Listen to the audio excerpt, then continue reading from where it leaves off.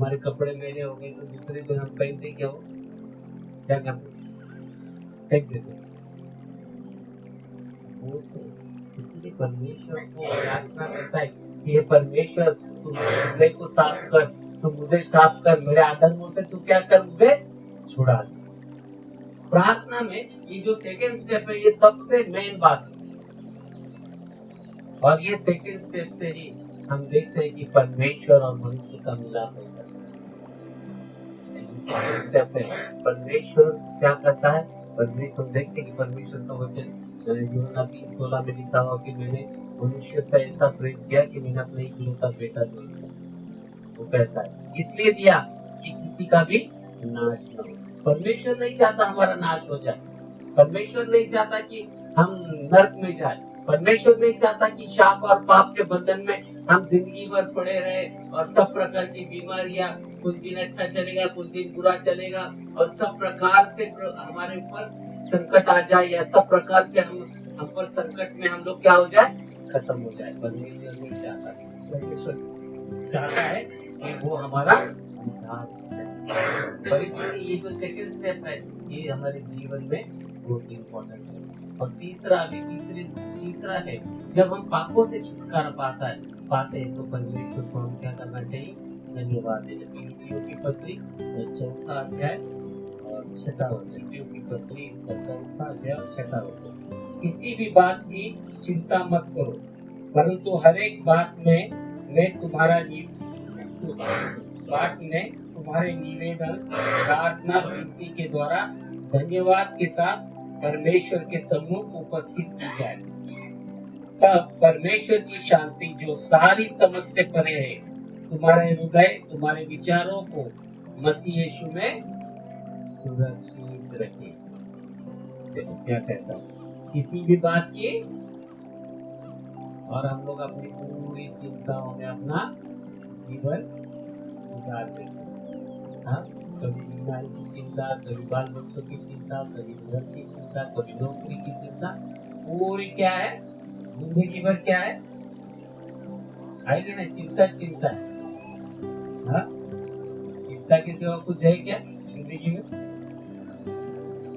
पर जो परमेश्वर पे भाव रखता है, जो परमेश्वर पे विश्वास रखता है, जो परमेश्वर पे अपना ईमान लाता है, जो परमेश्वर को शरण जाता है, उसके लिए चिंता का कोई भी कारण नहीं।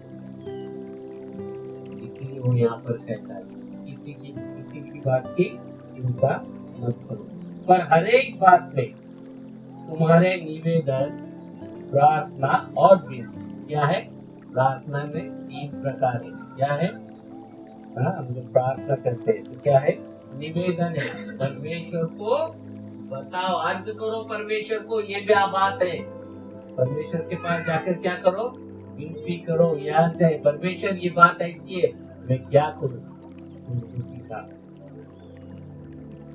कहता है प्रार्थना, हे प्रभु मुझे आज की रोटी तू आज, हे प्रभु आज मैं बीमार हूँ मुझे चंगा कर। जो मेरे पास नहीं है वो परमेश्वर को, हम परमेश्वर के पास निवेदन करेंगे नहीं, आज मुझे प्रभु आज मुझे ड्यूटी जाना है तो आज सारे दिन मुझे संभाल, मुझे मदद कर, मेरे काम में मदद कर, मुझे सहायता कर, निवेदन करेंगे नहीं, परमेश्वर से मांगेंगे नहीं, दुनिया वाला ही क्या। इसीलिए यहाँ पर वो कहता है अपनी सारी चिंताएं परमेश्वर पे डाल। प्रार्थना और विनती करना क्या है, गिड़गिड़ाना है, मुझे परमेश्वर ये जरूरी है, मुझे अभी ये चाहिए, मेरे जीवन में ये अत्यावश्यक है, तू मुझे ये कृपा करके दे दे। सिर्फ प्रार्थना नहीं है, क्या है, निवेदन है, प्रार्थना है और क्या है, विनती है। और हम लोग क्या करते, चलो प्रार्थना को जाने का, क्या जाने का, प्रेयर को जाने का, किस लिए जाने का है, जो प्रार्थना बोला तो परमेश्वर से बात करना है, प्रार्थना बोला तो परमेश्वर से बात करना। फिर क्या आया उसमें, परमेश्वर को एक दोस्त की नहीं बात कर सकते, परमेश्वर की याचना कर सकते हैं, परमेश्वर को हम विनती कर सकते हैं। इसलिए यहाँ पर लिखा हुआ है मैं धन्यवाद के साथ परमेश्वर के सम्मुख उपस्थित। कहाँ जाने का? परमेश्वर के सामने, परमेश्वर के उपस्थिति में परमेश्वर को प्रार्थना करना। यानी जब हम प्रार्थना करते हैं तो परमेश्वर की हमारे बीच में उपस्थिति भी जरूरी। हवा से बात करना नहीं है, तो परमेश्वर की उपस्थिति भी उस वक्त हमारे जीवन में हमें अनुभव आना चाहिए। तो वो प्रार्थना है परमेश्वर। मैं तो प्रार्थना कर रहा है, कहाँ जा रही है, वो उठा के लेकर जा रहा है, पता नहीं चलता। जो परमेश्वर के पास हमें जाना है, उसके लिए उसके पास जाने के पहले ऑनर्शन है, कन्फेशन हमने अपने आप को देना है, फिर हमें धन्यवाद के साथ उसके पास जाना है। और इसीलिए फिलिप्पियों की पत्री में लिखा है, तब परमेश्वर की शांति जो सारी समझ से परे है, तुम्हारे हृदय और तुम्हारे विचारों को मसीह यीशु में क्या रखेगी? नहीं, खत्म कर देगी ऐसे विचारों को। क्या लिखा है? क्या करने वाला है परमेश्वर? ये 3 चीजों में जब हम परमेश्वर के पास जाते हैं तो परमेश्वर कहता है कि मैं प्रभु यीशु मसीह में तुम्हें, तो परमेश्वर की शांति जो सारी समझ के बाहर है। किधर है? लोगों को आज शांति नहीं है, हम लोग को भी नहीं है, हम लोग भी क्या है, थके बिके है। हाँ, हम लोग में भी शांति चली गई है।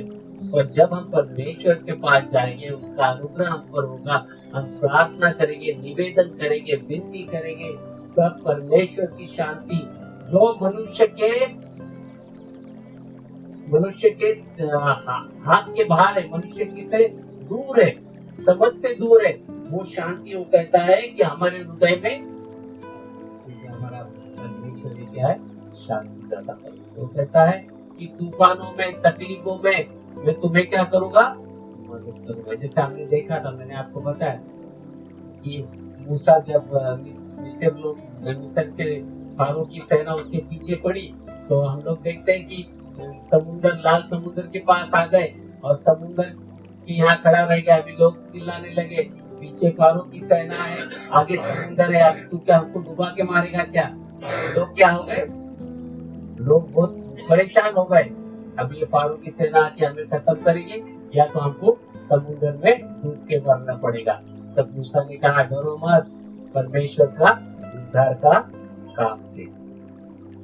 वो जो शांति जो मूसा में थी, उसको पता था कि ये परमेश्वर जो सामर्थ्यशाली है, जो संकट में क्या करने वाला है? सदा रक्षा करने वाला है। उसने कहा, शांत रहो और परमेश्वर का सामर्थ्य का काम दे। और वो शांति उसके अंदर थी। इसलिए हम देखते हैं कि परमेश्वर का जो सामर्थ्य काम उससे हुआ और फारो की पूरी सेना समुद्र में डूब गई और ये बचकर सब लोग परमेश्वर ने बचाकर पानी में से बाहर निकाल है। इसीलिए वो जो परमेश्वर है, क्या है? शांति देने वाला परमेश्वर है। हमारे हृदयों को और विचारों को जो हम हमेशा सोचते रहते, देखो अब आप प्रेयर में है ना, तो भी आप कुछ ना कुछ, मैं बता रहा हूँ, आपसे बात कर रहा हूँ, आपको बाइबल सिखा रहा हूँ, पर आपके विचार कहीं तो चल रहे हैं। क्यों? क्योंकि हमारे बीच में वो शांति उतरी नहीं है, परमेश्वर की शांति उतरी नहीं। वो शांति जब हम हमारे बीच में उतरेगी, परमेश्वर का उतरेगा, तो हम उसके ऊपर क्या करेंगे?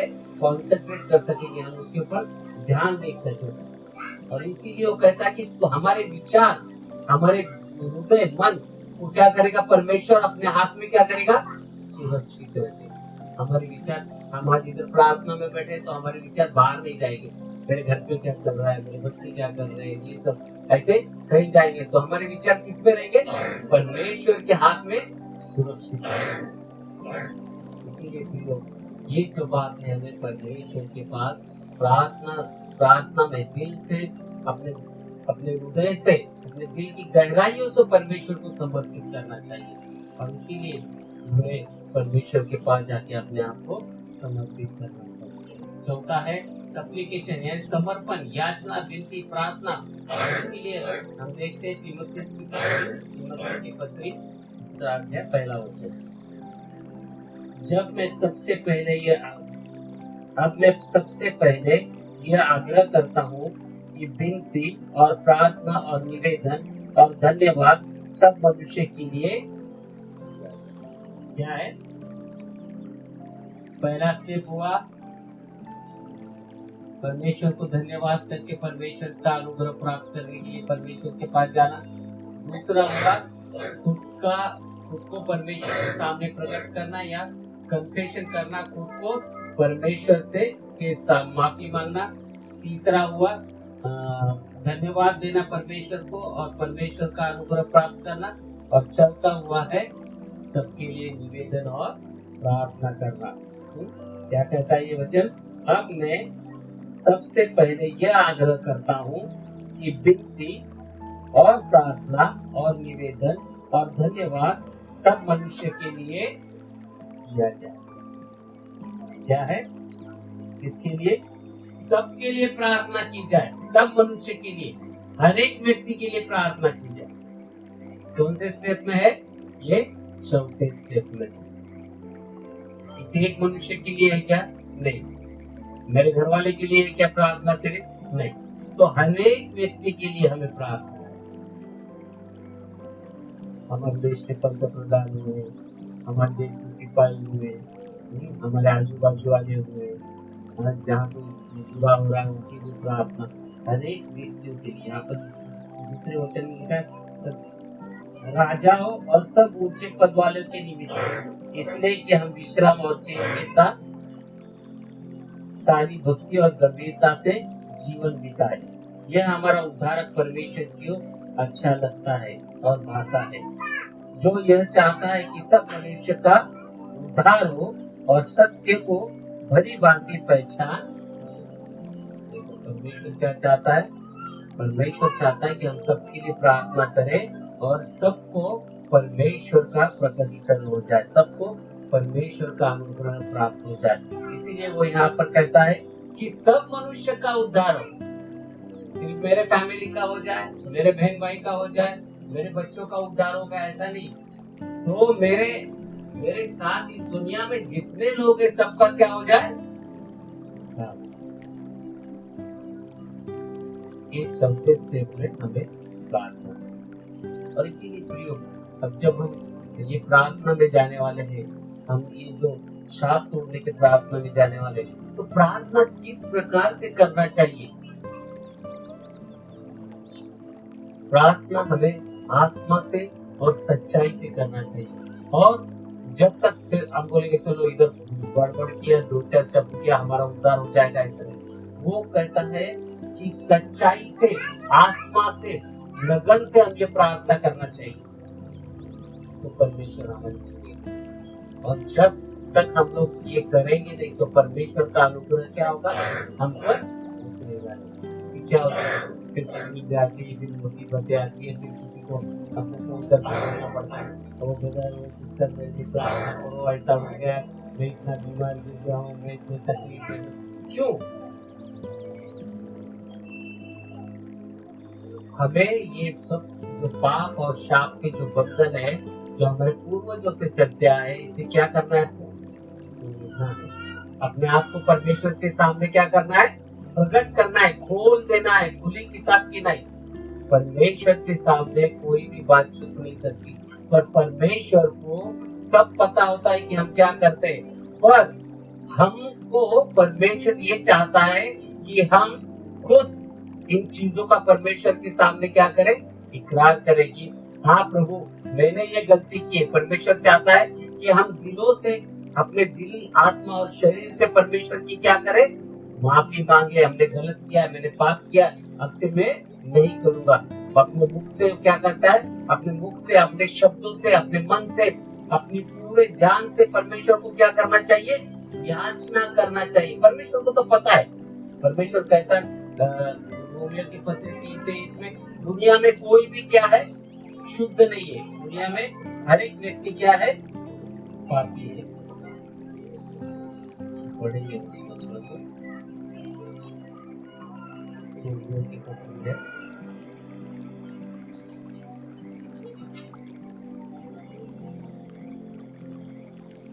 इसलिए कि सबने, देखो रोमियो की पत्री 3 अध्याय 23वां वचन, इसलिए कि सबने पाप किया है और परमेश्वर की महिमा से नहीं। क्या है? सबने पाप किया। परमेश्वर को तो पता है सब पापी है, सबने पाप किया, पर परमेश्वर क्या चाहता है कि परमेश्वर चाहता है कि हम अपने आप को परमेश्वर के सामने खुला करें, परमेश्वर के सामने हम याचना करें और मान लें कि हम पापी है, हमने गुनाह किया है, परमेश्वर के साथ खिलाफ हमने क्या किया है, पाप किया है। परमेश्वर ये चाहता है कि हम परमेश्वर के सामने जाके याचना, प्रार्थना, विनती और निवेदन करें कि परमेश्वर सचमुच में पापी हो, मेरे पापों से तो मुझे छुड़ा दे। और इसीलिए यहाँ पर किसने कहा गया, किसने कहा, इसलिए कि सबने पाप किया और परमेश्वर की महिमा से रहित हो गए, परमेश्वर की महिमा से वो दूर रहे हुए, परमेश्वर की महिमा से नहीं, निकल गए बाहर। जब परमेश्वर आदम हवा ने पाप किया तो परमेश्वर ने क्या किया, उन्हें वहां से बाहर निकाल दिया। कहां से निकाल दिया, उस आदम की वाटिका में, जो ईदन की वाटिका में वो जो रह रहे थे सुख से, वहां से क्या किया, उसने निकाल दिया। और परमेश्वर की जो महिमा थी, परमेश्वर रोज आके उनसे बात करता था, परमेश्वर से रोज मिलते थे, हाँ, वो क्या हो गए, निकल गए। पर अभी परमेश्वर चाहता है कि हम अपने पापों को, गुनाहों को मान ले, परमेश्वर के सामने इकरार करें, और परमेश्वर क्या है, हमें उसकी महिमा में, जो आदम हवा में के द्वारा निकल गई थी, उस महिमा में परमेश्वर क्या कहता है, फिर से लेना चाहता है। पर अगर हम प्रार्थना विनती नहीं करेंगे, परमेश्वर को धन्यवाद देकर उसके सामने नहीं जाएंगे, अपने आप को परमेश्वर के सामने खुला नहीं करेंगे, परमेश्वर को धन्यवाद देके मान नहीं लेते उसकी महिमा, तो परमेश्वर की महिमा हमारे ऊपर उतरेगी क्या, नहीं उतरेगी। फिर ये जो बंधन जो आदम हवा के द्वारा चलते आया हुआ है, हमारे पूर्वजों के द्वारा है, हमारे बाप दादा के द्वारा, इससे हम छुटकारा पा सकते हैं क्या, नहीं पा सकते। और इसीलिए छुटकारा पाना है तो क्या है, प्रार्थना, विनती और निवेदन करना, परमेश्वर से मान लेना जरूरी, और उस चीज को छोड़ना जरूरी है। नहीं तो क्या है, महिमा, परमेश्वर जो हमें सुरक्षित रखता है, परमेश्वर जो हमें संभालता है, वो महिमा क्या हो जाएगी, डेड हो जाएगा।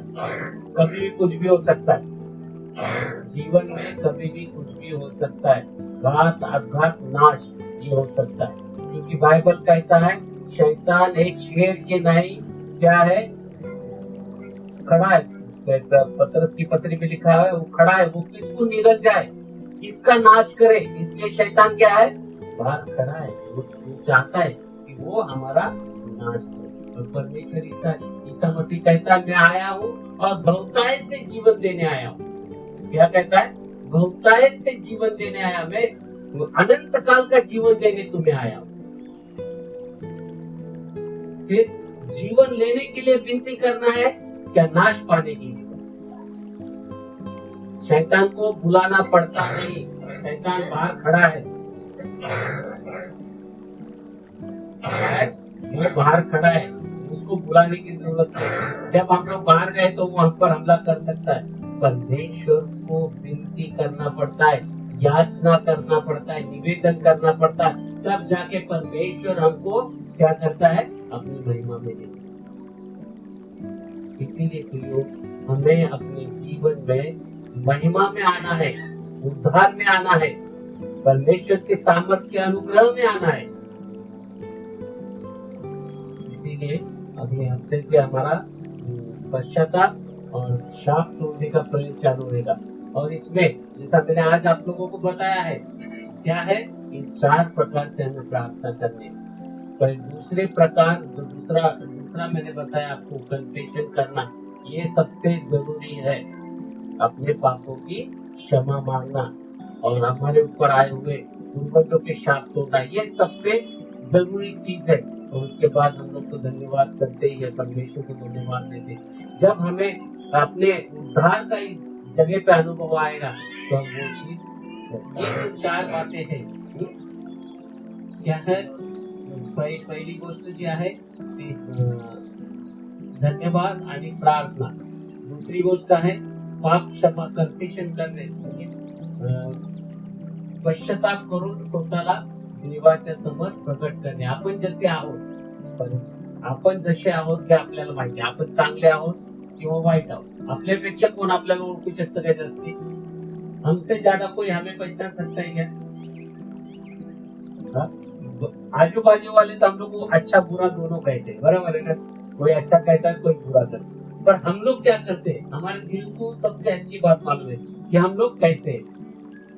हम अच्छा काम करते हैं या बुरा काम करते हैं, किसी को ज्यादा पता रहता है?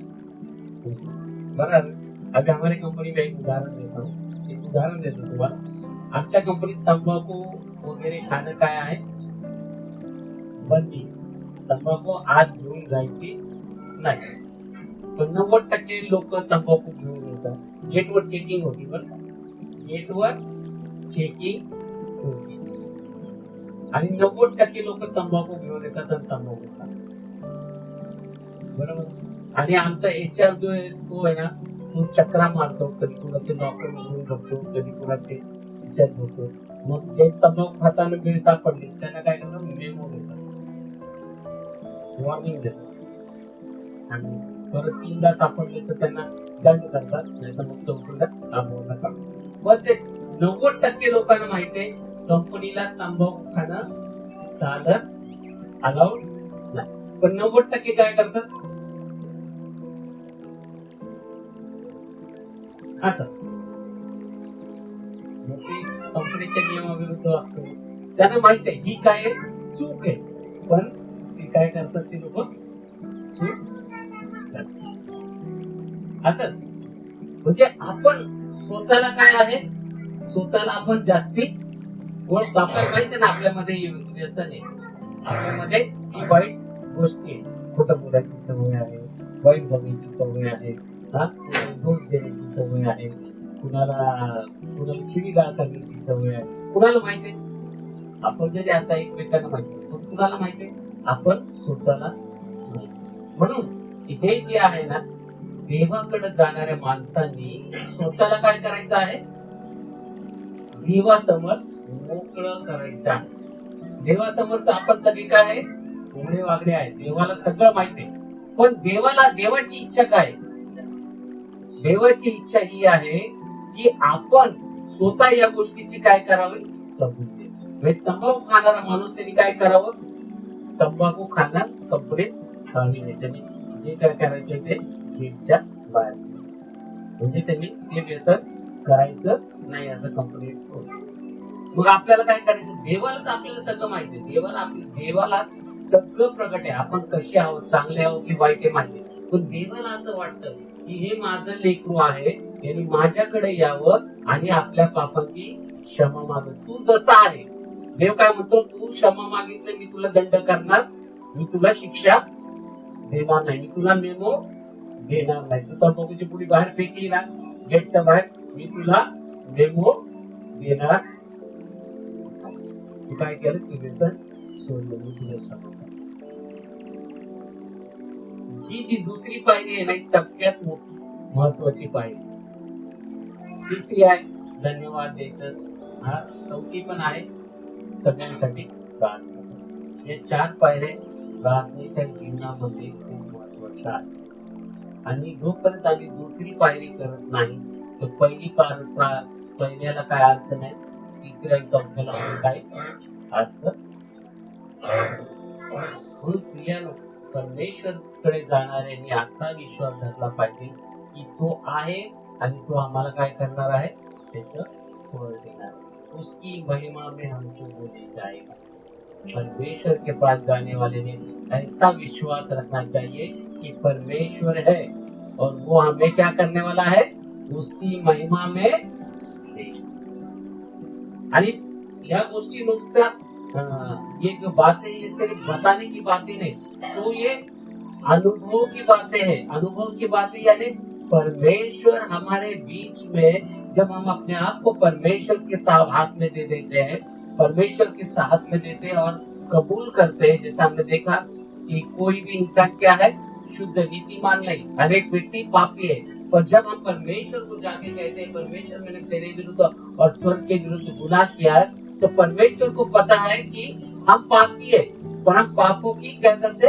माफी मांग रहे हैं, तो परमेश्वर क्या करता है, उसकी महिमा जो आदम हवा के साथ चलती थी वो महिमा हमारे बीच में उतरी। इसीलिए ईसा मसीह कहता है जहाँ 2 या 3 मेरे नाम से इकट्ठा होते हैं, किसके नाम से, ईसा मसीह के नाम से इकट्ठा होते हैं। इकट्ठा होना क्या है, खुद को परमेश्वर के सामने खुला करना, खुद का हृदय परमेश्वर के सामने क्या है, ओपन करना। मैं परमेश्वर, मैं बुरा हूँ, मैंने पाप किया, मैंने तेरे विरुद्ध और स्वर्ग के विरुद्ध गुनाह किया है, तो मुझे क्या कर, माफ कर दे।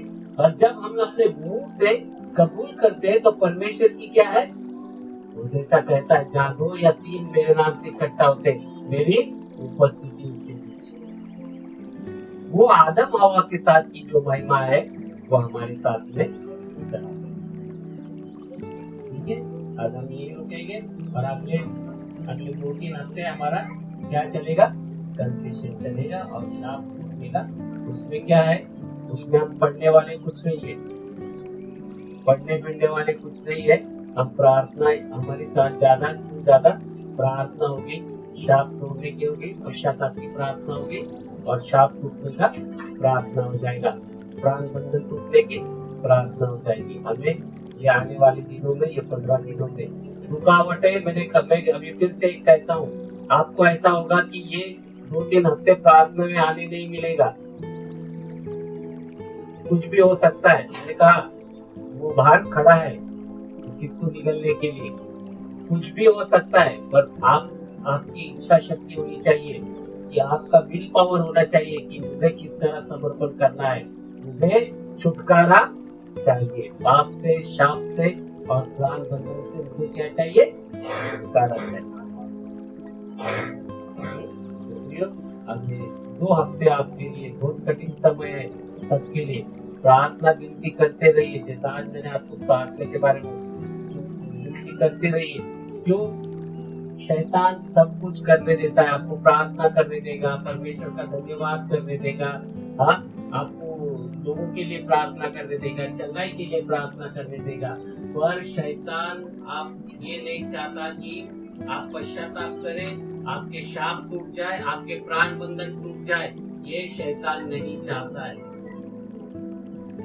वो दुनिया में आपको चिन्ह चमत्कार करने के लिए शक्ति दे सकता है, पर वो कभी भी ऐसा नहीं चाहता कि आप लोग पश्चाताप करें, प्राण बंधन तोड़े, शाप तोड़े। वो नहीं चाहता कि आप लोगों की शाप टूट जाए और प्राण बंधन टूट जाए और पाप टूट जाए।